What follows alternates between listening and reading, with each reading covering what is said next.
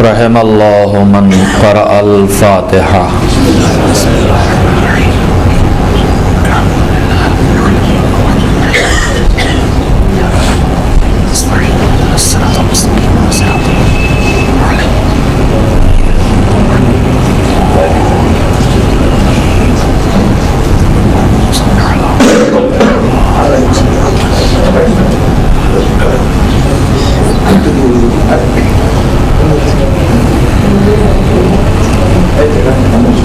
اعوذ باللہ من الشیطان اللعین الرجیم.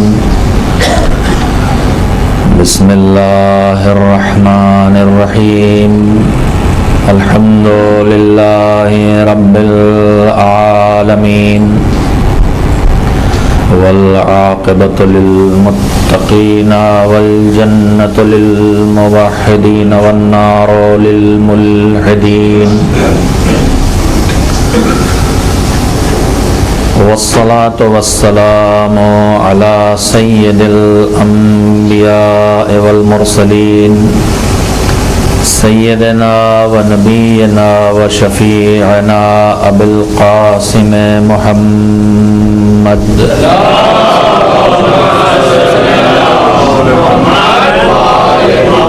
آلہ الطیبین الطاہرین المعصومین المظلومین واللعنۃ الدائمۃ الباقیۃ علی اعدائہم اجمعین من الآن الی یوم الدین. اما بعد فقد قال اللہ سبحانہ وتعالی فی کتابہ المبین وهو أصدق الصادقين وقوله الحق. بسم الله الرحمن الرحيم. إن الذين قالوا ربنا الله ثم استقاموا فلا خوف عليهم ولا هم يحزنون. صلوات بجميع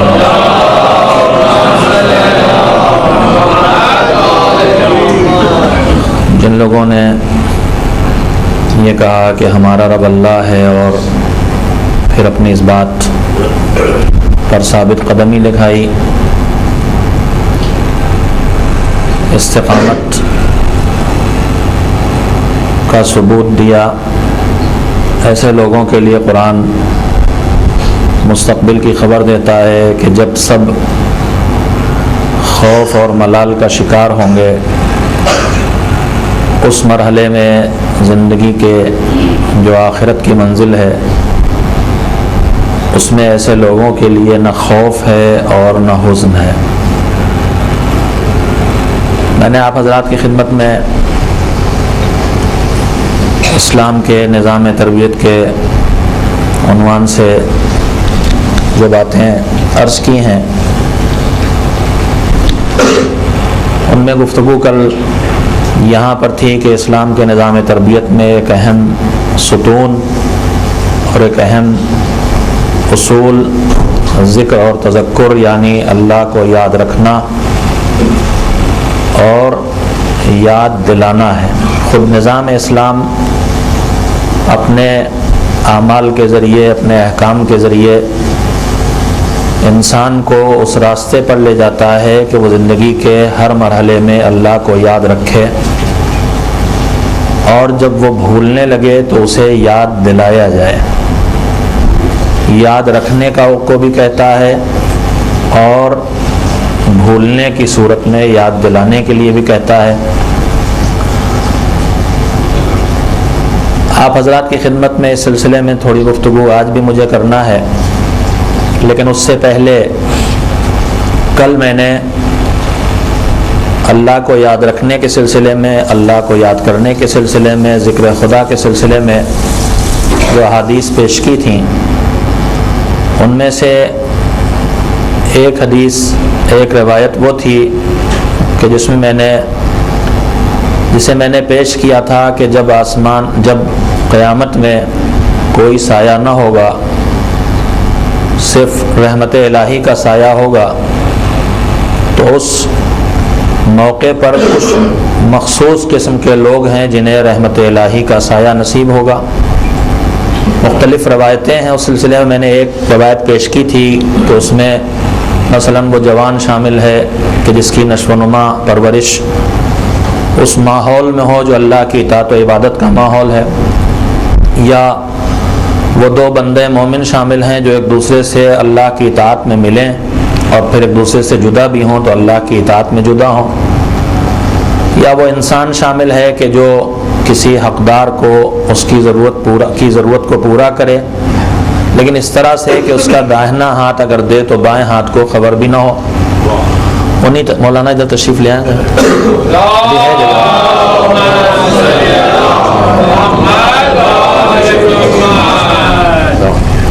ایک اور صلوات بھیجے محمد۔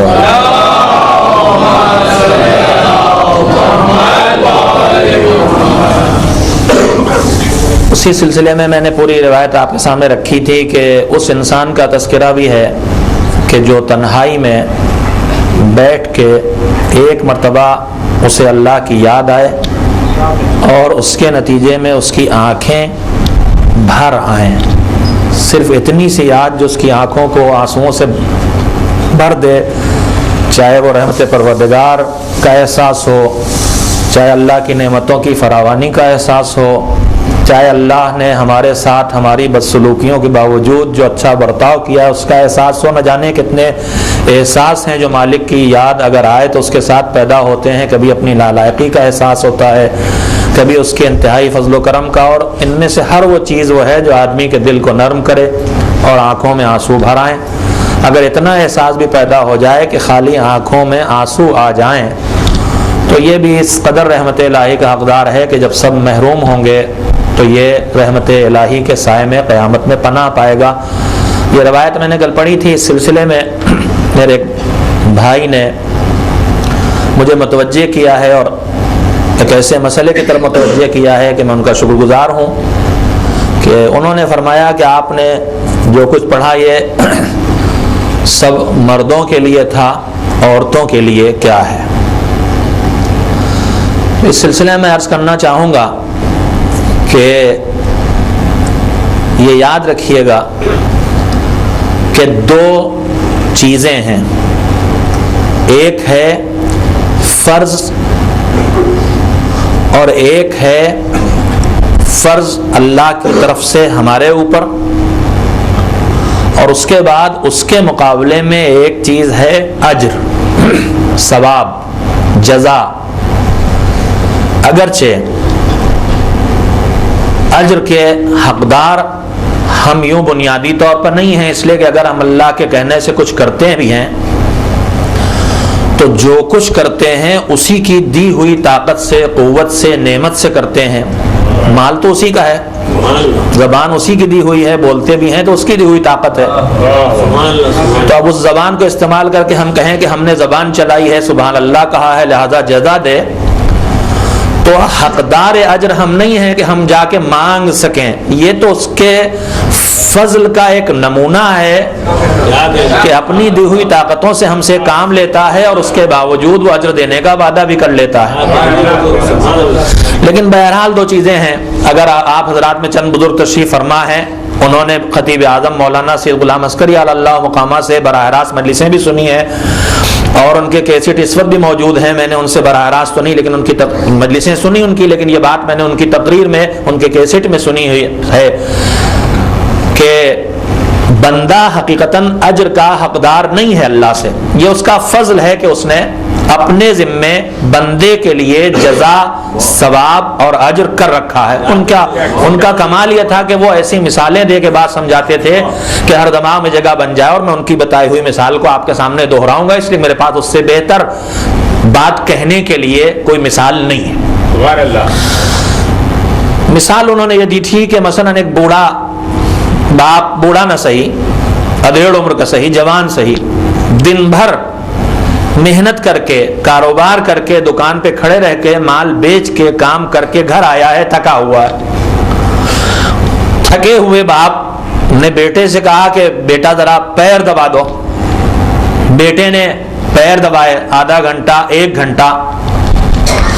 اب جب وہ پیر دبا چکا تو اس نے کہا کہ ابا آپ کے 1 گھنٹہ پیر دبائے ہیں میں گریجویٹ ہوں، میں پڑھا لکھا آدمی ہوں، اگر میں یہی 1 گھنٹہ کہیں کمپیوٹر کے سامنے جا کے کام کرتا تو مجھے 100 روپے مثلا ملتے، تو چلیے آپ کے ساتھ مروت ہے 50 دے دیجئے۔ تو اگر وہ پیر دبا کے باپ سے کہے کہ میں نے پیر دبائے ہیں اس کے 50 دیجئے، تو ہر آدمی کہے کہ بڑا نالائق بیٹا ہے یہ، باپ کی خدمت کی ہے، باپ کے پیر دبائے ہیں اور اب پیسے مانگ رہا ہے۔ مگر نالائق آپ کیوں کہہ رہے ہیں؟ وہ اس لیے پیسے مانگ رہا ہے کہ وہ کہہ رہا ہے میں نے اپنا وقت لگایا ہے، میں نے اپنے ہاتھوں کی طاقت لگائی ہے، میں نے اتنی دیر اپنی قوت استعمال کی ہے، تو جو کچھ میں نے یوز کیا ہے اس کے بدلے میں آپ سے 50 روپے مانگ رہا ہوں۔ کوئی غیر ہوتا تو 100 لیتا، تو اسے نالائق قرار دیا جائے گا۔ کیوں؟ اس لیے کہ تم نے پیر دبائے، ہاتھوں کی طاقت لگائی، بدن کی طاقت لگائی، سب کچھ لگایا ہے، لیکن تم نے جو کچھ اپنے پیر باپ کے پیر دبانے میں لگایا ہے وہ سب تمہیں اپنے باپ ہی کے ذریعے تو ملا ہے۔ یہ طاقت تو تمہیں باپ کے ذریعے ملی، یہ قوت تمہیں باپ کے ذریعے ملی، تو اگر یہ نہ ملا ہو تو اس کے ذریعے نہ ملا ہوتا تو تم اس قابل نہ ہوتے۔ تو دنیا ایسے بیٹے کو نالائق کہہ رہی ہے کہ جو باپ کی خدمت کر کے اپنے قوت کے استعمال کے جواب میں اس سے قیمت مانگے، جبکہ باپ صرف اس کے ملنے کا ذریعہ ہے۔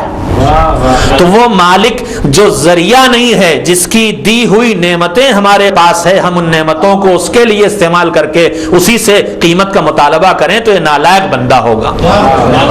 لیکن بالکل اسی طرح سے جیسے ایک بیٹا مانگے تو نالائق کہلائے گا، مگر بیٹا جب پیر دبا کے جانے لگا تو باپ نے جیب سے 10 روپے نکالے اور بیٹے کے حوالے کیے، لو بیٹا رکھو، اور کلیجے سے بھی لگایا، شابش اللہ تمہیں ایسے ہی نیک بنائے اور ترقی کرو اور اچھے راستے پہ آگے بڑھو۔ تو اب ہر آدمی اس بیٹے کی بھی قدر کرے گا کہ بڑا اچھا بیٹا ہے کہ اپنے باپ سے انعام بھی حاصل کیا، دعائیں بھی حاصل کی ہیں، اور باپ سے بھی کہے گا کہ بڑا اچھا کیا تم نے، بیٹے کو انعام بھی دیا، دعائیں بھی دی ہیں، نیکی کا جذبہ اس کے اندر بڑھ جائے گا۔ بس اس بندے کو اپنے مالک سے کچھ مانگنے کا حق تو نہیں ہے، مگر جب وہ اللہ کی دی ہوئی محدود نعمتوں کو اس کے حکم کے مطابق استعمال کرتا ہے تو مالک کہتا ہے محدود نعمتوں کو ہمارے راستے پہ استعمال کیا ہے تو ہمارے پاس تو کوئی کمی نہیں، ہم تمہیں اجر بھی دیں گے، اور اگر ذرا تمہارا خلوص بڑھ جائے گا تو رضا بھی تمہارے حوالے کر دیں گے، شکریہ بھی ادا کر دیں گے تمہارا، اس لیے تمہارے بندے ہو۔ ایک صلوات بھیجیں محمد و آل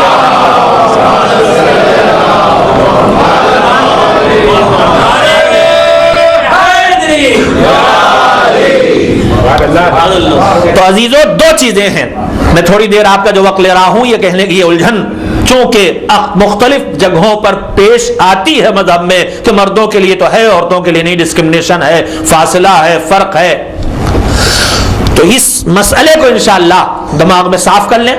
ایک چیز ہے حق اور ایک چیز ہے اجر، جزا، ثواب۔ ایک چیز ہے فرض، ایک چیز ہے اجر، جزا اور ثواب۔ میرے اوپر فرض ہے، نماز فرض ہے، روزہ فرض ہے، جسے ہم عام طور پہ واجب بھی کہتے ہیں، فرائض ہیں سارے، روزہ ہے، نماز ہے، مالی حقوق ہیں، ماں باپ کی خدمت، پڑوسی، کائنات، زمین، آسمان، ہر چیز کے حقوق ہیں، ہر چیز کے سلسلے ہمارے اوپر فرائض ہم سے تعلق رکھتے ہیں، اور اللہ نے ان تمام فرائض میں جو ڈیوٹی اس نے ہماری رکھی ہیں، جو ہم پر واجبات رکھے ہیں یا مستحبات رکھے ہیں، ان تمام فرائض میں، ڈیوٹیز میں، حتیٰ کہ وہ جو ڈیوٹی نہیں ہے ان میں بھی اس نے جزا رکھی ہے، اجر رکھا ہے، ثواب رکھا ہے۔ لیکن جب وہ ڈیوٹی لگاتا ہے تو یہیں سے یاد رکھیں، تو ڈیوٹی لگانے میں بندے کی سکت اور طاقت کو دیکھتا ہے، اور جب جزا دیتا ہے تو اپنے فضل کے خزانے پہ نگاہ رکھتا ہے۔ ایسا نہیں ہے کہ وہ سب کی برابر ڈیوٹیاں لگا دے، جس میں جتنی طاقت ہے، جتنی سکت ہے، جتنی قوت ہے، جتنی وسعت ہے، جو اس کی کیپیسٹی ہے اس کے حساب سے ڈیوٹی لگاتا ہے، اور جزا اپنے حساب سے دیتا ہے، ڈیوٹی بندے کے حساب سے۔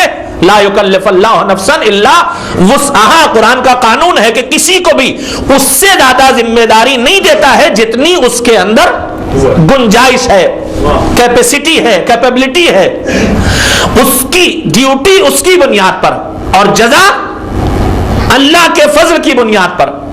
تو مجھے ایک جملے میں کہنے دیجئے کہ اگر ڈیوٹی میں آپ کو فرق دکھائی دیتا ہے تو یہ بھی کرم پروردگار ہے کہ وہ ڈیوٹی کا فرق طاقتوں کو دیکھ کے کر دیتا ہے. مگر میں آپ سے یہ دعویٰ کرتا ہوں کہ ڈیوٹی میں کہیں جتنا فرق آپ کو دکھائی دے لیکن اجر و جزا میں فضل ادھر سے ملنے والا ہے. اس میں کوئی فرق نہ مرد کے درمیان ہے نہ عورت کے درمیان ہے. سب کے لیے جزا ہے, سب کے لیے اجر ہے, سب کے لیے ثواب ہے. ایک صلوات بھیجیں محمد و آل محمد. ایسا نہیں ہے کہ 4 رکعت نماز مرد پڑھتا ہے تو اس کا ثواب کچھ اور ہے اور عورت پڑھتی ہے تو اس کا ثواب کچھ اور ہے. ایسا نہیں ہے تاکہ کہ ہماری نماز جب یہ تو اس نے دیکھا نا اسی گنجائش ہے. وضو کے ساتھ ہم نے نماز پڑھی, بیمار ہو گئے اب تیمم کے ساتھ پڑھ رہے ہیں تو کچھ کوالٹی نہیں گر گئی کہ وضو کے بدلے اب تیمم کیا ہے تو اس کا ثواب نماز کا کم کر دیا جائے گا. ڈیوٹی اس نے لگائی جتنی ہماری گنجائش تھی. فضل تو ادھر ہے, جزا تو ادھر ہے, اجر تو ادھر سے آنا, لہذا ادھر سے کوئی کمی نہیں ہے. اور یہ تو ایک ہی انسان کے مختلف حالات اور مردوں اور عورتوں کے درمیان دیکھیں. میں اس سلسلے میں 2 روایتیں میرے نظر ہیں. تفسیر نمونہ میں ایک نقل کی گئی مجموع البیان, یہ کسی اور معتبر تفسیر سے, اور دوسری روایت بھی تفسیروں موجود ہیں. ایک حج کے وجوب کے سلسلے میں اور ایک جہاد کے سلسلے میں. اگر آپ غور کریں تو حج کس پر واجب ہے؟ مسلمان پر, لیکن ہر مسلمان پہ نہیں, صاحب حیثیت مسلمان پر. تو اب جو صاحب حیثیت مسلمان ہے وہی حج کرے گا. حج کا اجر, حج کی جزا, حج کا ثواب, حج کا فضل, جتنی ابھی ایام حج گزرے ہیں اس سے پہلے آپ نے تقریریں سنی ہوں گی, حج کر کے آئے ماشاءاللہ, یہاں کتنے تشریف فرما ہوں گے جو حاجی ہوں گے. تو حج کے اجر و جزا اور حج کے فضل و ثواب سے ہم آپ ہیں. یہاں تک کہ حج ان عبادات میں قرار دیا گیا ہے شریعت اسلامی میں, جو مشہور ترین روایت آپ نے ہمیشہ سنی ہے کہ اگر کسی پر حج واجب اور فریضہ ہو جائے اور وہ حج واجب کو واجب ہونے کے باوجود انجام نہ دے اور اپنے ذمے حج چھوڑ کے چلا جائے دنیا سے, تو پیغمبر خدا نے فرمایا ہے کہ ایسے انسان کی موت مسلمان کی موت نہیں ہو سکتی, یہودی یا عیسائی یا مجوسی مر سکتا. اتنی اہم ترین عبادتوں میں, اور اسی اعتبار سے اس کا اجر بھی, اسی اعتبار سے اس کا ثواب بھی, اسی اعتبار سے اس کا فضل بھی. لیکن یہ واجب کس پر ہے؟ صاحب حیثیت پر. استطاعت, میں لفظ حیثیت کہوں گا تو صرف مالی بات آ جاتی, مستطیع پر, استطاعت والے پر. استطاعت والوں میں وہ جس کے پاس مال ہو, اتنا کہ آنا جانا اور جتنے دن آئے جائے اتنے دن فیملی کا خرچہ, واپس آ کے پھر اپنے کاروبار کی بقا, یہ سب شرطیں مالی استطاعت میں. اس کے ساتھ ساتھ جسمانی قوت بھی ایک شرط ہے. مال تو ہے لیکن جسمانی قوت نہیں ہے, بستر پر پڑے ہوئے ہیں, مفلوج ہیں, قدم نہیں چل سکتے. اس کے احکام جزئی احکام الگ ہیں, وہ نہیں آپ کی خدمت میں اس وقت کرنا چاہتا ہوں. تو جسمانی اعتبار سے بھی طاقت ہونا چاہیے. انتہائی بوڑھا, کمزور, ضعیف, بیمار, اب صاحب مال ہو گیا لیکن بدن میں طاقت ہی نہیں, کر ہی نہیں سکتا. تو اب حج کے وجوب کی جو مختلف شرطیں ہیں, یہ شرطیں خود بخود کاٹ رہی ہیں کچھ لوگوں کو. جن کے پاس مال نہیں وہ حج نہیں کر سکتے, جن کے پاس بدن میں طاقت نہیں مثلا وہ حج نہیں کر سکتے. تو جب حج کے آیتیں آئیں اور حج کے وجوب کا بیان آیا اور حج کے فضل کو پیغمبر خدا حضرت محمد مصطفیٰ صلی اللہ علیہ وسلم نے بیان کیا, میں آپ سے کہنا یہ چاہتا ہوں کہ فریضہ وہ حیثیت اور طاقت اور قوت اور گنجائش اور سکت کو دیکھ کے لگاتا ہے, لیکن اجر اور جزا اور ثواب اس کے فضل سے ہے, چونکہ لہذا ادھر سے کوئی رکاوٹ نہیں ہوتی ہے, کسی کو احساس محرومی نہیں ہونا چاہیے. حج واجب ہو گیا. بوڑھے اور کمزور لوگ, روایت یہ ہے بوڑھے اور کمزور لوگوں کیا ہے, غریب لوگ آئے پیغمبر خدا کے پاس اور آ کے کہا کہ حضور آپ نے اتنی باعظمت فضیلت والی عبادت بتائی, اس کی ذمہ داری بتائی اور اس کے لیے یہ شرطیں ہیں, ہم اس سے محروم ہو گئے. مال والے جائیں گے, جو مال والے نہیں ہیں نہیں جا سکتے. جو طاقت والے وہ جائیں گے, جو طاقت والے ہیں وہ نہیں ہیں, وہ نہیں جا سکتے. تو روایت کہتی ہے کہ پیغمبر نے فرمایا کہ تم کمزور مجبور لوگوں کا حج نماز جمعہ ہے. نماز جمعہ میں شرکت ہی تمہارا حج ہے. میں نے روایت آپ کو نہ اس لیے سنائی ہے کہ نماز جمعہ کی فضیلت اس وقت میں گفتگو میرا موضوع ہے، نہ حج کا موضوع ہے. میں نے آپ کی خدمت میں یہ بات کہنا چاہی ہے کہ ڈیوٹی وہ حالات کے تحت بدل دیتا ہے لیکن اجر میں فرق نہیں آنے دیتا. جو حج کرنے جائے وہ حج کی شرطیں پورا کر کے جو کچھ پانے والا ہے، کمزور کے لیے، مجبور کے لیے نماز جمعہ میں بھیج کے وہی اجر و جزا دینے کے لیے وہ مالک تیار ہے. یعنی محرومی جزا میں ہونے والی نہیں ہے، ڈیوٹی میں کمی ہو جایا کرتی ہے. ایک صلوات بھیجے محمد و آلہ.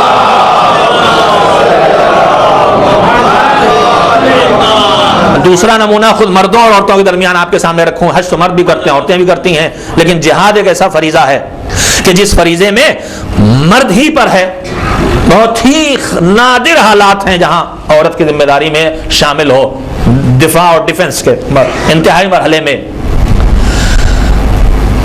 تو اب جب آیات جہاد آئیں، تفسیر میں روایت موجود ہے اور اس کے فضائل بیان ہوئے اور شہادت کا شرف بیان ہوا، تو شہید کے شرف اور آیات جہاد کے نزول کے بعد روایت کہتی ہے کہ مدینے کی کچھ عورتوں نے مل کے آپس میں گفتگو کی اور اس کے بعد ایک اپنے درمیان سے ایک خاتون کو نمائندہ بنا کے بھیجا پیغمبر کے پاس کہ ہماری طرف سے جا کے پیغمبر سے بات کرو کہ اتنی بڑی شہادت، اتنا بڑا شرف ہے، بے حساب جنت میں پہنچانے کا ذریعہ ہے اور ہمارے لیے ہے ہی نہیں، ہمیں اس سے الگ کر دیا گیا، ہم محروم کر دیے گئے. وہ خاتون آئی، روایت تفصیل سے موجود ہے، اس نے آ کے بہت ہی بلیغ گفتگو کی پیغمبر سے. پیغمبر نے اس کی تعریف بھی کی کہ دیکھو یہ بات کتنے اچھے طریقے سے سلیقے سے کہہ رہی ہے. خیر جب اس نے اپنی گویا نمائندہ بن کے خواتین کی بات پہنچا دی پیغمبر کی خدمت میں کہ ہم اس فضل سے، شرف سے محروم ہیں، اس نے کہا کہ آپ جائیں گے جہاد کرنے کے لیے، ہم عورتیں آپ کے گھر کو دیکھتے ہیں، ہم عورتیں آپ کے بچوں کو سنبھالتی ہیں، ہم عورتیں آپ کے مال کی حفاظت کرتی ہیں، ہم آپ کے عزت و وقار کی حفاظت کریں. تو آپ جائیں جہاد کرنے، آپ کے عزت و وقار کی حفاظت، ناموس کی حفاظت ہمارے اوپر، گھر کی حفاظت ہمارے اوپر، مال کی حفاظت ہمارے اوپر، بچوں کی ذمہ داری ہمارے اوپر، یہ سب ہم کرتے ہیں اور اجر شہادت آپ کو ملے گا، ہم اس سے محروم رہ جائیں گے. تو پیغمبر نے اس کے جواب میں ایک جملہ فرمایا تھا کہ جہاد المرأۃ حسن التبعل. تم یہ جو محسوس کر رہی ہو کہ تم شرف ہاتھ سے محروم ہو گئی ہو اور تمہیں اس کا اجر نہیں ملنے والا، اس کا ثواب نہیں ملنے والا، تو اپنے اس غم کو ہلکا کر لو. اس لیے کہ مرد کا جہاد ہے میدان میں جا کے جان دینا اور عورت کا جہاد ہے اپنے گھر میں رہ کے گھر کو سلیقے سے چلانا اور گھر کی ذمہ داریوں کو ٹھیک سے ادا کرنا اور اچھی طرح سے شوہرداری کرنا. تو دیکھیے مالک نے ڈیوٹی بدل دی ہے ان حالات کے تحت کہ جس کی جتنی سکت ہے وہی رکھی جائے، لیکن جو اجر وہاں رکھا گیا ہے وہی اجر یہاں رکھا گیا ہے، جزا میں کوئی فرق اس نے نہیں رکھا ہے. ایک صلوات مل جل کے بھیج دیں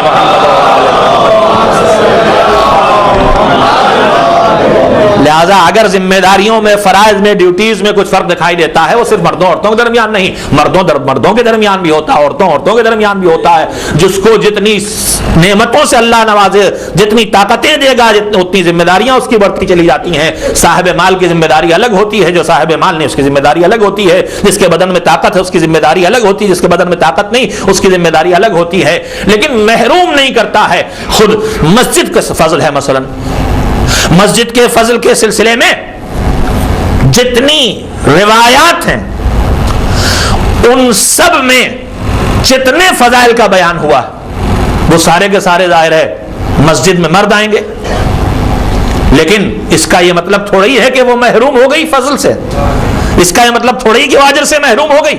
مسجد کے اندر آ کے نماز پڑھنے کے جتنے کمالات اور فضائل جو کچھ بھی بیان کیا گیا ہے وہ سب آپ اپنے دماغ میں سوچ لیں، محسوس کر لیں. اور اس کے بعد پیغمبر خدا کا ایک فقرہ ہے جو مشہور ہے، فرمایا کہ عورت اگر اپنے گھر کے حجرے میں پرسکون ماحول میں تنہائی میں نماز پڑھتی ہیں تو اس کا یہی حجرہ اس کے لیے مسجد ہے. یعنی مرد کو مسجد جانے کی زحمت جو اٹھانا ہے, مرد کو مسجد میں جا کے جو دقت اٹھانا ہے, ان سب سے یہ محفوظ کر دی گئی ہے, اور اجر و جزا کے لحاظ سے اس کو وہی جزا مل رہی ہے جو مرد کو مسجد میں جزا مل رہی ہے.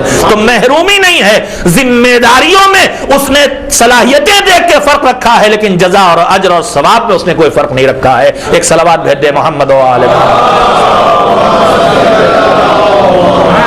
اسی لیے قرآن کریم صاف صاف کہتا ہے بسم اللہ الرحمن الرحیم. بہت سی جگہوں پہ آیتیں ہیں. ہم نے وعد اللہ المؤمنین والمؤمنات جنات تجری, احکام جب دیتا یا ایھا الذین آمنو کہہ دیتا, جس کا ترجمہ ہوتا ایمان لانے والو, تو لگتا ہے کہ ایمان لانی والیوں کو الگ کر دیا گیا. حالانکہ ایسا نہیں. روزانہ کی گفتگو میں نے کل ایک جملے میں عرض کی تھی بات کہ یہ تو جدید ترین انگریزی میں اب یہ فیشن نکلا کہ ہر جگہ ہی اور شی, ہی اور شی, ہی اور شی کہا جاتا ہے. ورنہ بولنے والے جب مرد بولیں گے تو مرد کی زبان ہوگی, جب عورتیں بولیں گی تو عورتوں کی زبان ہوگی. لیکن احکام میں وہ عمومی لہجہ اختیار کرتا ہے. قرآن کریم میں آپ دیکھ رہے ہیں آسمان تک احکام میں عمومی لہجہ اختیار کرتا ہے, مرد اور عورت کی بات الگ الگ نہیں کرتا. لیکن جب اجر اور جزا کی بات آتی ہے تو خاص کر کے مومن اور مومنات کا تذکرہ الگ الگ کرتا. وعد اللہ المؤمنین والمؤمنات جنات تجری. اللہ کا وعدہ مومن مردوں سے بھی ہے اور اللہ کا وعدہ مومنہ عورتوں سے بھی ہے کہ جنت دے گا اور ایسی جنت ہوگی اور یہ ہوگا اور وہ ہوگا. یا مثلا وہ کہتا ہے کہ من عمل صالحا, تم میں سے جو بھی اچھا کام کرے. اب جو بھی کہہ دیتا تو ہو سکتا پھر دماغ میں آتا کہ خالی مردوں سے بات نہیں. من ذکر او انثی, اچھے کام کرنے والے چاہے مرد ہوں چاہے عورت ہوں. فلنحینہ حیاتا طیبہ, ہم اسے اچھی زندگی دیں گے اور انہیں اجر دیں گے, اور جتنا وہ عمل کریں گے نا اس سے بأحسن ما کانوا یعملون, جتنا ان کا عمل ہوگا اتنا اجر نہیں دیں گے. اس لیے کہ عمل حقیر بندے کی طرف سے ہے اور اجر مالک کی طرف سے ہے. لہذا حقیر بندے کا عمل اپنی جگہ پر ہوگا. احسن ما کانوا یعملون, جتنا اچھا عمل کریں گے اس سے بہت بہتر ہم انہیں اجر دینے والے ہیں. ایک صلوات مل جل کے بھیج دے محمد و آل محمد. لہذا جب روایات اسلامی پیش کی جائیں یا تذکرے ہوں تو ان میں اگر لہجے میں زبان کی مجبوری میں کوئی لفظ آئے, مثلا اسی روایت میں جو کل میں نے آپ کے سامنے پڑھا تھا کہ وہ جوان, تو اب جوان سے مراد خالی مرد نہیں ہے, لڑکا نہیں ہے, لڑکی بھی ہے.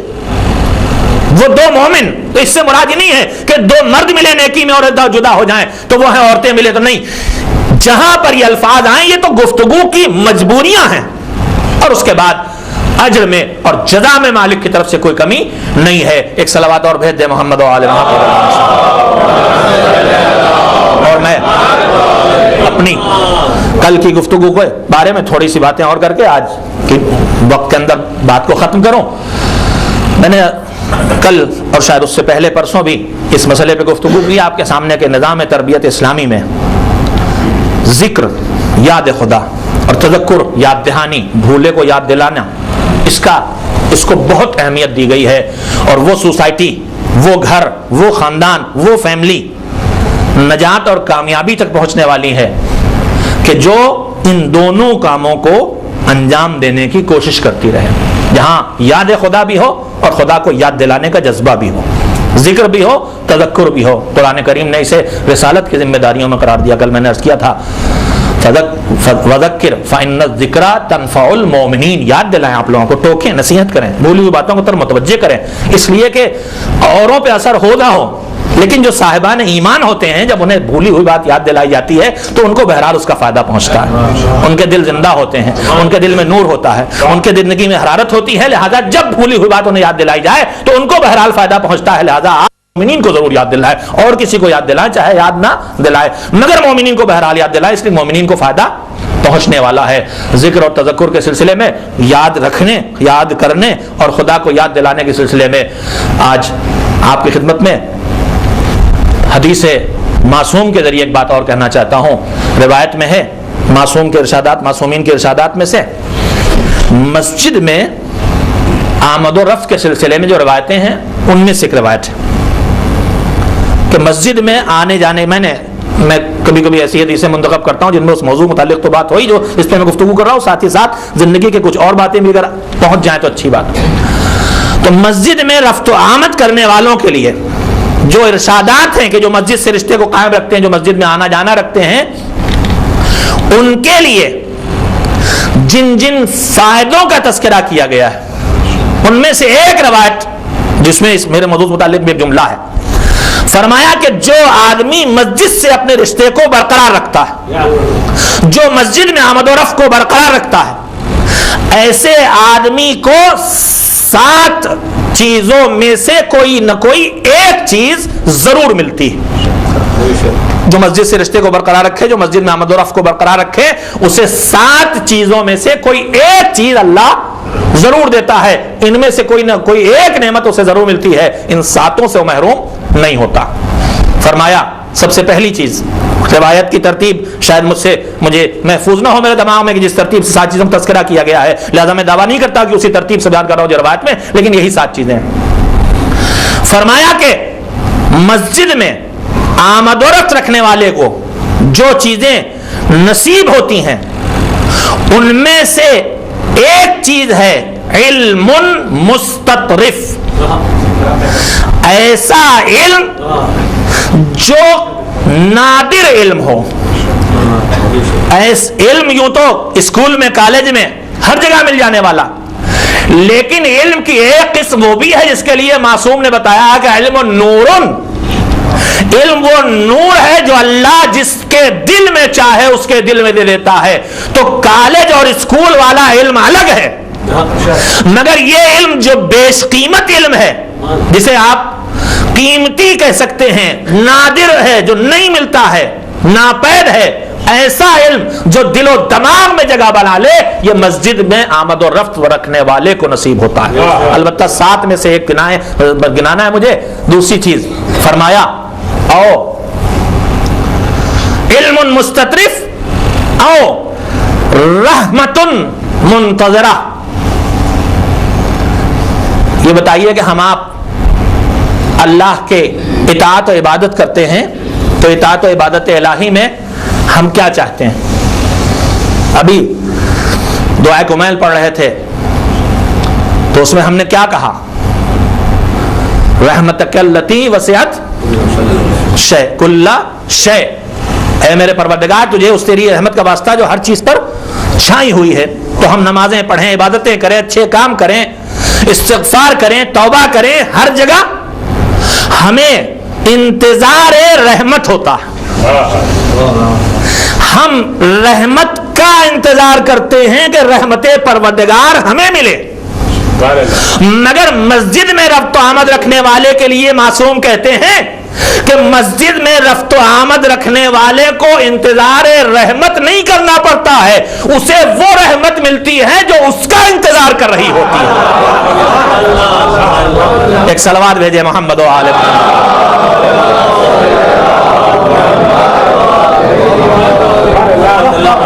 یا علم ملے گا جو نادر ہوگا، یا وہ رحمت ملے گی جو اس کے انتظار میں ہوگی اللہ کی طرف سے، یا آیت محکمہ۔ تیسری چیز ہے ایسی دلیل حق کہ جو مضبوط ہو کہ پھر اب شک و شبہے کا شکار نہ ہو، ورنہ کتابوں پڑھتا رہے گا، گفتگو سنتا رہے گا، دلیل آئے گی، بات سمجھ میں آئے گی، پھر کہیں کچھ اور دیکھے گا اس کا الٹا، پھر الجھن کا شکار ہو جائے گا۔ تو یہ آتی جاتی دلیلیں اور ہیں، لیکن اللہ کے گھر سے رشتہ رکھنے والے کو حق کی وہ دلیلیں اور نشانیاں مل جاتی ہیں جو مضبوط ہوا کرتی ہیں، جو پھر بدلہ نہیں کرتی ہیں، جو پلٹا نہیں کرتی، یعنی خطرہ گھٹ جاتا ہے، کم ہو جاتا ہے کہ شیطان اس سے اس کے ایمان کو چھین سکے، اس لیے اب اس کے پاس وہ آیت، وہ دلیل موجود ہے، وہ ثبوت موجود ہے کہ جو مضبوط ہے، جو جانے والا نہیں ہے۔ میں جلدی سے آپ کو سنا کے اپنی بات کو مکمل کروں۔ چوتھی چیز جو بہت سبھی قیمتی، ان میں مجھے نہیں کہنا چاہیے بہت قیمتی، سبھی قیمتی، فرمایا مسجد میں آنے والے کو یا تو قیمتی علم ملنے والا، یا پکی دلیل ملنے والی ہے، یا رحمت منتظرہ، اللہ کی وہ رحمت ملنے والی ہے جو اس کے انتظار میں ہے۔ چوتھی چیز سنیں جو ہماری دنیا کے کام کی چیز بھی ہے، او اخن مستفاد فی اللہ۔ ہم آپ اس دنیا میں تعلقات بناتے ہیں کہ نہیں بناتے ہیں؟ الگ کٹ کے رہنے والا آدمی بیکار ہو جاتا ہے، زندگی تباہ ہو جاتی ہے اس کی۔ دوسروں سے ملنے جلنے والا، تعلقات رکھنے والا، دوسروں کے کام آنے والا، یہ سب اچھی صفتیں ہیں انسانیت کی، تو ہمیں اور آپ کو کسی سے تعلقات پیدا ہوتے ہیں تو کیوں پیدا ہوتے ہیں؟ ہمیں آپ سے کوئی کام ہے یا آپ کو ہم سے کوئی کام؟ پڑوسی ہیں، کل نہ جانے کیا مصیبت آئے، ہم بیمار ہوں تو آپ ہمیں اسپتال تک تو کم سے کم لے جائیں گے، آپ سے ہمارا کام ہے، آپ ہم سے کام، دونوں کی غرض ایک دوسرے سے۔ تعلقات دنیا میں انہی بنیادوں پہ چلتے ہیں کہ دونوں ایک دوسرے کے کام آنے والے، لہذا تعلقات اسی بنیاد پہ، دنیا کے تعلقات اسی بنیاد پہ، ان سے کام پڑے گا، ان سے پولیس میں بھی تعلقات، سیاست میں تعلقات، افسروں بھی تعلقات، تاجروں بھی، سب کیوں کام پڑے گا، کام پڑے گا، کام پڑے گا، کام پڑے گا۔ تو دونوں طرف سے ایک دوسرے تعلقات کس بنیاد پہ ہوتے ہیں؟ ان کو ان سے کام پڑنے والا، ان کو ان سے کام پڑنے والا، آج نہیں تو کل صحیح کام آئیں گے۔ اسی لیے یہ تعلقات کبھی بنتے ہیں اور کبھی بگڑ جاتے ہیں، اس لیے کہ جب تک کام پڑنے والا ہے تب تک تعلقات ہیں، اور جب یہ کام کے نہیں رہ گئے تو تعلقات ختم ہو گئے۔ تو دنیاوی غرض والے تعلقات غرض کے ساتھ چلتے ہیں، غرض ختم ہو جائے تو مٹ جاتے ہیں، مگر مسجد ایسے بھائی تک پہنچاتی ہے جس سے تعلقات دنیاوی غرض کے نہیں ہوتے ہیں، جس سے تعلقات اللہ کی راہ میں ہوتے ہیں۔ اخن مستفاد فی اللہ، مسجد سے ایسا بھائی مل جاتا ہے کہ جس سے اللہ کے لیے فائدہ اٹھایا جاتا ہے، یہ بھی اللہ کے لیے ہے، وہ بھی اللہ کے لیے ہے۔ غرض دنیا کی ختم ہو جانے والی ہے، لیکن جب دونوں ایک دوسرے کے بھائی بنے ہیں اللہ کے لیے تو اللہ کی رضا کی فکر ہمیشہ باقی رہنے والی ہے، لہذا یہ تعلقات بھی ہمیشہ باقی رہنے والے ہیں۔ یہ برادری جو مسجد سے قائم ہوگی ٹوٹنے والی نہیں ہے، اور اس میں انسانی غرض شامل نہیں، اس میں الہی غرض شامل ہے، الہی رضا کی فکر شامل ہے، لہذا یہ نہ بگاڑنے والی ہے، نہ دھوکہ دینے والی ہے، نہ ٹوٹنے والی ہے جو مسجد میں برادری قائم ہوتی ہے۔ ایک صلوات بھیجیں محمد و آل محمد۔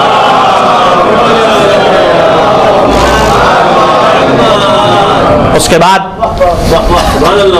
پانچویں اور چھٹی چیز بیان کی کہ مسجد سے رشتہ، میں نے آپ کو جو حدیث سنانی ہے اس کے تمام اجزاء تو اس لیے سنا رہا ہوں کہ زندگی کی چیزیں ہیں، یہ وہ چیزیں ہیں جو زندگی میں دماغ میں پڑی رہ جائیں تو کام آنے والی چیزیں ہیں، لیکن جو میرے موضوع متعلق ہے کہ یاد دلانا، حتیٰ کہ اگر ایک بات بھی کبھی اچھی سی کان میں آ گئی تو اس کی بڑی قیمت ہے مذہب کی دنیا میں۔ کہا آؤ مسجد کے فوائد میں، مسجد سے آمد و رفت رکھنے والوں کے رشتوں میں، فرمایا کہ آؤ یترک الذم، یا علم پائے گا، یا آیت محکمہ تک پہنچے گا، یا رحمت منتظر اللہ کی اس رحمت تک جو اس کے انتظار میں ہے، یا ایسے بھائی سے دوستی ہو جائے گی جو اللہ کے لیے بھائی بنے گا۔ چار چیزیں۔ پانچویں چیز او یترک الذم، او یترک الذم، یہ گناہ چھوڑے گا، مسجد میں آنے والا گناہ چھوڑے گا، یہ بھی ایک فائدہ مسجد کا، مسجد سے رشتے رکھنے والا گناہ چھوڑے گا۔ کیوں؟ دو وجہوں سے، یا یہ یا وہ، یہ دو فائدے۔ گناہ چھوڑے گا، اما حیاءً او خشیتاً، گناہ چھوڑے گا یا تو اللہ کے عظمت کے احساس کے ذریعے گناہ چھوڑے گا، یا حیا کے باعث گناہ چھوڑے گا، مگر چھوڑے گا بہرحال۔ مسجد سے رشتہ رکھنے والا گناہ کو چھوڑے گا حیاً، یا تو اس کے اندر حیا اور شرم اور غیرت جاگے گی کہ اللہ کا سجدہ کرتے ہیں، لوگوں کے درمیان جاتے ہیں، نمازی ہیں، صف میں بیٹھتے ہیں اور پھر بھی اس راستے پہ جا رہے ہیں، یا تو یہ حیا ہے جو اسے راستے سے گناہ کے ہٹائے گی۔ او خشیتاً، میں ایک لفظ آپ کی خدمت میں کہنے پہ مجبور ہوں، علماء کرام سے مجھے معذرت چاہیے۔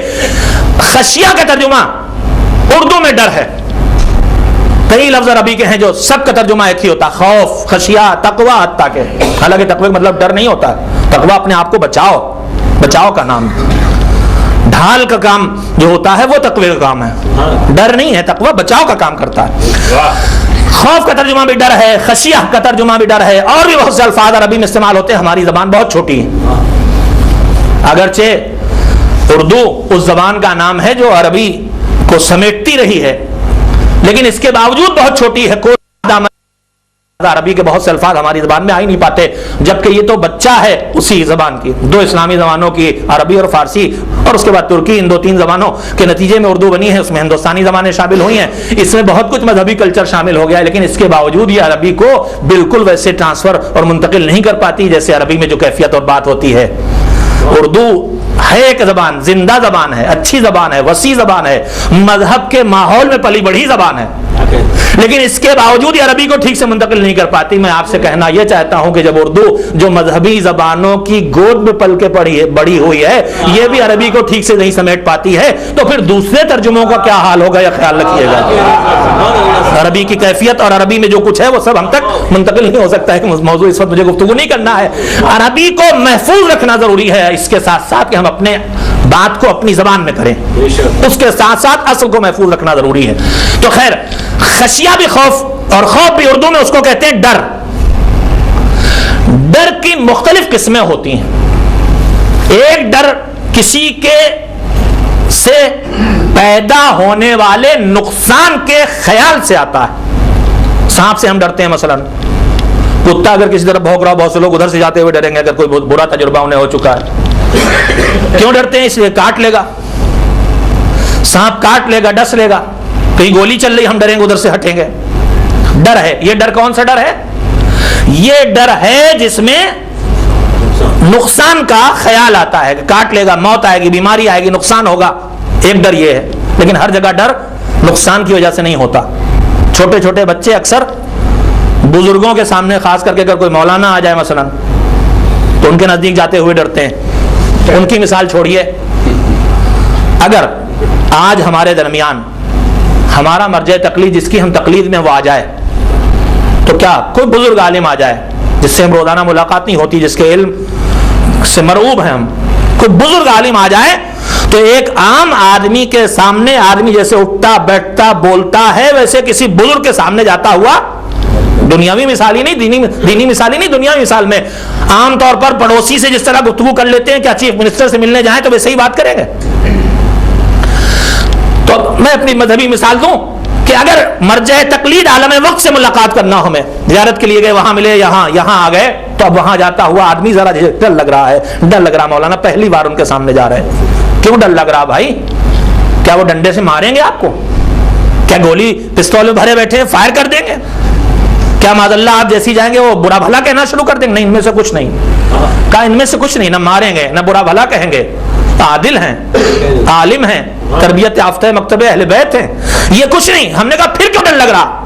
کہنے لگے ان کا روب، ان کا علم، ان کا تقوی، ان کی عظمت۔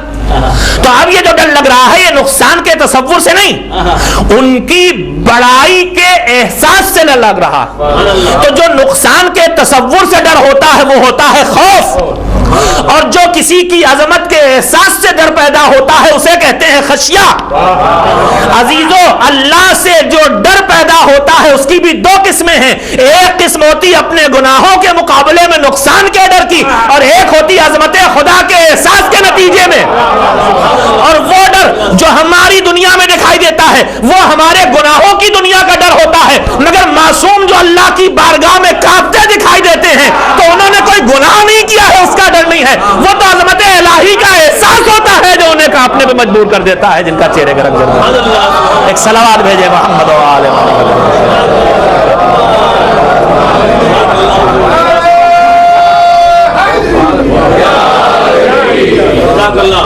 لہذا کسی دماغ میں الجھن پیدا نہ ہو کہ یہ کیا ہے کہ جاتے ہیں مسلح پہ تو روتے ہیں، کانپتے ہیں، گڑ گڑاتے ہیں، چہرہ زرد ہو جاتا، تو خود کہتے تم جانتے نہیں ہو، تم نے دیکھا نہیں ہے کہ ہم کس کے سامنے جا رہے ہیں۔ یہ احساس عظمت الہی ہے، معرفت جس کی جتنی زیادہ اتنی خشیت اللہ اس میں زیادہ ہے۔ قرآن مجید بھی کہتا ہے انما یخشی اللہ من عبادہ العلماء، اللہ سے خشیہ، اللہ کا خشیہ، میں اردو میں ڈر نہیں کہتا اسے، خشیت اللہ، عظمت الہی کا احساس پیدا کر کے جو ڈر آتا ہے وہ علم والوں میں، جس کا علم کمال کی انتہائی منزل پہ ہے، ظاہر ہے سب سے زیادہ اس میں خشیت اللہ پایا جائے گا۔ خیر، میں پھر آپ کو روایت جس کے لیے سنائی تھی وہ بات مکمل کروں اور آپ کی زحمت کو ختم کروں۔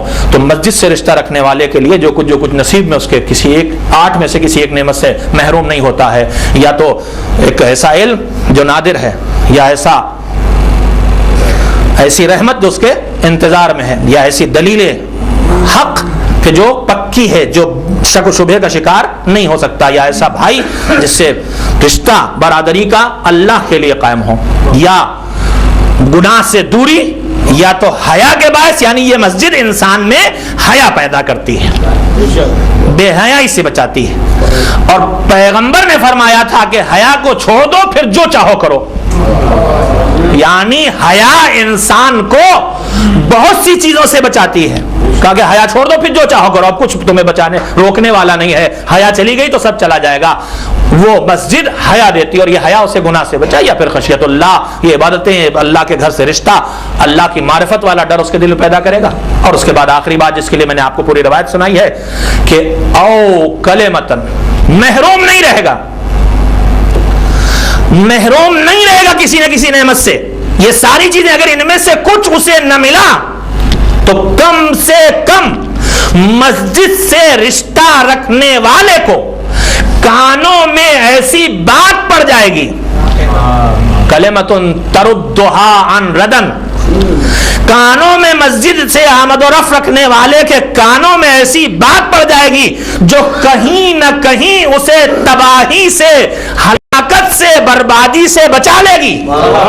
مسجد میں آنے والے کو یہ ہو سکتا ہے اس وقت سن کے اس کو کچھ نہ ہو، لیکن یہ مسجد میں رفت و آمد رکھنے والے کے کانوں میں ایسی بات پڑ جائے گی جو کہیں نہ کہیں اسے یا تو ہلاکت سے بچا لے گی یا پھر اسے ہدایت کی طرف کھینچ کے پہنچا دے گی۔ تو عزیزو، میں نے آپ کی خدمت میں کہنا یہ چاہا تھا کہ ایک دوسرے کو یاد دلانے کو اللہ اتنی اہمیت دیتا ہے کہ مسجد کی آمد و رفت کے فوائد میں ایک یہ بتایا گیا ہے کہ یہاں وہ باتیں ہوں گی جو کانوں میں پڑی رہ جائیں گی، کبھی ہدایت کی طرف گمراہی سے کھینچ کے لے آئیں گی اور کبھی ہلاکت کی طرف بڑھتے ہوئے قدم کو روک دیں گی۔ تو یہ فائدہ ہے یاد دلاتے رہنے کا، چونکہ مسجد یاد دلانے کا کام کرتی ہے، لہذا مسجد میں آنے والا ہدایت کے راستے پہ جاتا رہتا ہے اور ہلاکت سے اپنے آپ کو بچانے کی طاقت اس کے اندر پیدا ہو جاتی ہے۔ ایک صلوات مل جل کے بھیج دے محمد۔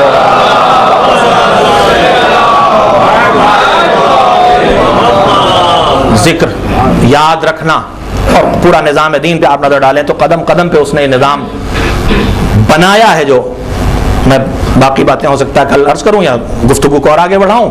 عرض کرتے ہوئے پورے نظام دین پہ دیکھیں، آداب اسلامی، اخلاق اسلامی، دسترخوان بیٹھو یہ کہو، اٹھو تو یہ کہو، نعمت پاؤ تو یہ کہو، مصیبت دیکھو تو یہ کہو، یا پھر پوری عبادات پہ آپ نظر ڈالیں، نماز، روزہ، جو کچھ ہے، وقت، کوئی روز ہے، کوئی دن میں کئی بار ہے، کوئی ہفتے میں ہے، کوئی مہینے میں ہے، کوئی زندگی میں، سب یہ پورا کا پورا اللہ کو یاد کرنے، یاد رکھنے اور یاد دلاتے رہنے کا سسٹم ہے جو اللہ نے بنایا ہے۔ جب بندہ اللہ کو یاد رکھے گا تو یاد خدا اسے اس مرحلے تک پہنچا دے گی جو نجات اور کامیابی کا مرحلہ ہے۔ اس نے خود کہا ہے کہ تم اپنے غصے، مثال کے طور پر حدیث قدسی میں ہے کہ میرے بندے اپنے غصے میں تم مجھے یاد رکھو۔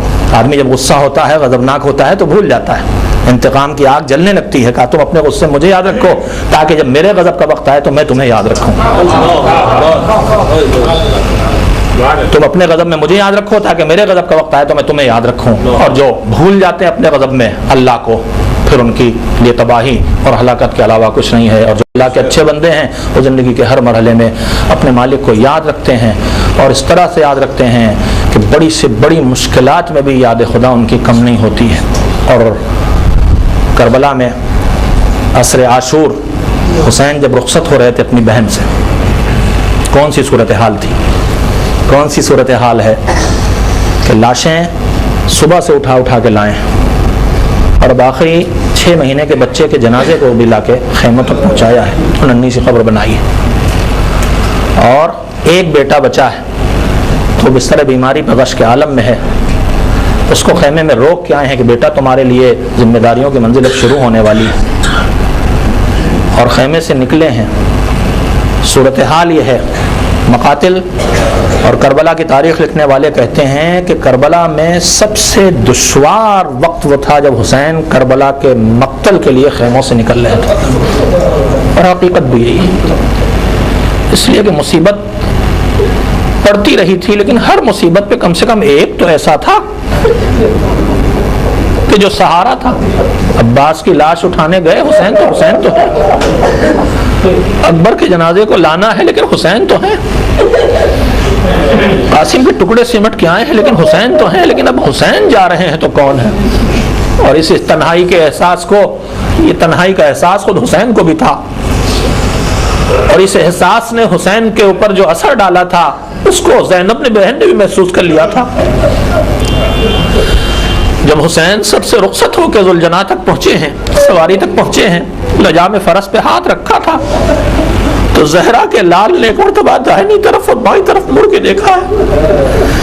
یہ کیا دیکھ رہے تھے؟ حسین زبان سے تو کچھ نہیں کہہ رہے تھے، لیکن حسین کا انداز بتا رہا تھا کہ اب کوئی نہیں ہے جو حسین کو سوار کرے۔ عباس کہاں چلے گئے تم؟ اکبر کہاں ہو تم؟ یہ سب حسین پہ بیت رہی ہے، اور اپنے بھائی کے چہرے پہ جو بہن کی نگاہ ہے تو بہن نے یہ کیفیت محسوس کر لی، آگے بڑھ کے کہا تھا بھیا وہ سوار کرنے والے نہیں رہے کہ کوئی رکاب تھامے، کوئی لجام فرس پکڑے، کوئی بازو پکڑے، مگر تمہاری بہن زینب تو موجود ہے بھیا، احساس تنہائی نہ کرو، میں تمہیں سوار کروں گی۔ اور زینب آگے بڑھی تھی اور بازو بھی پکڑا تھا، رکاب بھی تھانی تھی، اور اپنے ہاتھوں سے اپنے بھائی کو سوار کیا تھا کہ بھائی کو احساس تنہائی نہ ہونے پائے۔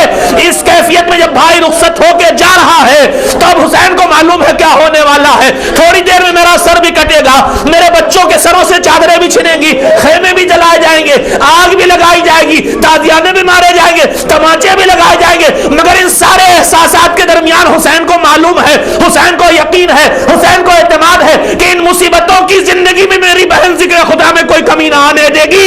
ارے راتوں میں قیدی بن کے جائے گی، پیاسی رہے گی، قید خانے میں رہے گی، شام غریبہ آئے گی، مگر میری بہن یاد خدا میں کوئی کمی نہ آنے دے گی۔ اسی لیے تو جاتے جاتے بہن سے جو کچھ کہا اس میں یہ بھی کہا تھا، اے میری بہن لا تنسینی فی صلاۃ اللیل، نماز شب کے لیے جب کھڑی ہونا تو اپنے بھائی کو بھی یاد رکھنا۔ ارے یہ بھائی جانتا ہے بہن کہاں بھولنے والی ہے، مگر امت کو بتا رہے ہیں دیکھو ان مصیبتوں میں بھی یاد خدا میں بھی میری بہن میں کوئی کمی آنے والی نہیں۔ بس میں نے بات ختم کی، دو فقرے اور سن لے۔ عصر عاشور زینب نے حسین کو سوار کیا تھا بازو پکڑ کے، مگر 11 محرم کو جب حسین کا لٹا ہوا قافلہ چلا ہے تو بی بی زینب نے اونٹوں کو بٹھا کے ایک ایک بی بی کو سوار کیا، رباب آؤ، ام کلثوم آؤ، سب کو بٹھا لیا۔ آخر میں آواز دی فضہ تم بھی آؤ، تمہیں زینب سوار کر دے۔ فضہ نے ہاتھ جوڑ لیے تھے، شہزادی آپ مجھے سوار کریں گی تو کل میدان قیامت میں آپ کی اماں کے سامنے کیسے جاؤں گی؟ کہا میری کنی فضہ، ارے جس ماں کا تو نے نام لیا ہے اسی کا واسطہ تجھے سوار ہونا پڑے گا۔ زینب نے فضہ کو بھی سوار کر دیا۔ اب تنہا ناقے کا کنارے حسین کی بہن کھڑی ہے، شاید مقتل کو روک کر کے آواز دی ہو بھیا، ارے عصر عاشور کم سے کم بہن نے بازو پکڑ کے سوار کیا تھا بھیا، اب کون ہے جو تمہاری بہن کو آ کے سوار کرے؟ قاسم بھی نہیں ہے، اکبر بھی نہیں ہے، عباس بھی نہیں ہے، زینب تنہا کھڑی ہے۔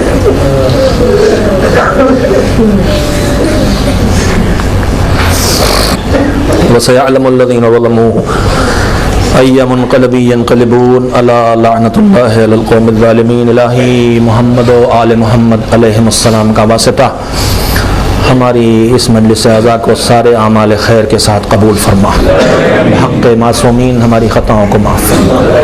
الہی مستقبل میں ہمیں ماضی سے بہتر زندگی بسر کرنے کی توفیق عنایت فرما۔ بار الہ بحق بیمار کربلا ہم سب کو ہماری بیماریوں سے شفا عنایت فرما۔ بحق شہدائے کربلا ہمارے وہ متعلقین احباب آبا و اجداد جو دنیا سے جا چکے ان پر رحمت نازل فرما، ان کی مغفرت فرما۔ اور الہ بحق اسیران اہل حرم دنیا بھر میں پھیلے ہوئے مومنین و مومنات کی حفاظت فرما۔ الہی ہم سب محتاج ہیں، ہماری حاجتوں کو پورا فرما۔ الہی ہمارے دست سوال تیرے سامنے پھیلے ہوئے ہماری دعاؤں کو قبول فرما۔ بار الہ ہماری روزیوں میں وسعت عنایت فرما، برکت عنایت فرما۔ بار الہ جو بے روزگار ہیں انہیں روزگار عنایت فرما۔ الہی مقروض ہیں ان کے قرض کی ادائیگی کی سبیل عنایت فرما۔ بار الہ پرچم اسلام کو سر بلند فرما، پرچم کفر و نفاق کو سر نگو فرما۔ بار الہ زمین پر پھیلے ہوئے مومنین و مومنات کی حفاظت فرما، مزارات مقدسہ کے وقار کی حفاظت فرما۔ ہم سب کو زندگی میں بار بار اپنے گھر کی زیارت کے ساتھ ساتھ مزارات مقدسہ کی زیارت کا شرف عنایت فرما۔ الہی ہمیں اس قابل بنا کہ ہم محمد و آل محمد علیہ السلام کی شفاعت حاصل کر سکیں۔ بار الہ زمانے کا امام تیرے اذن کا منتظر ہے، ہمارے مولا کو اذن ظہور عنایت فرما۔ عصر غیبت میں ہمیں اپنے فرائض کی ادائیگی کی توفیق عنایت فرما۔ بعد ظہور ان کی خدمت میں حاضری دے کے ان سے اپنی ذمہ داریاں لینے کے قابل بنا دے۔ ایک بار سورہ حمد اور 3 بار سورہ توحید کی تلاوت فرما کے مرحومین جن کے نام پیش کر رہا ہوں ان کی روح کو ہدیہ کر دیں. مرحومین خان محمد بھائی تیجانی، مرحومہ فاطمہ بائی بنت علی بھائی ہمانی، مرحوم محمد رضا صالح محمد تیجانی، مرحوم غلام حسین علی محمد لکھمسی.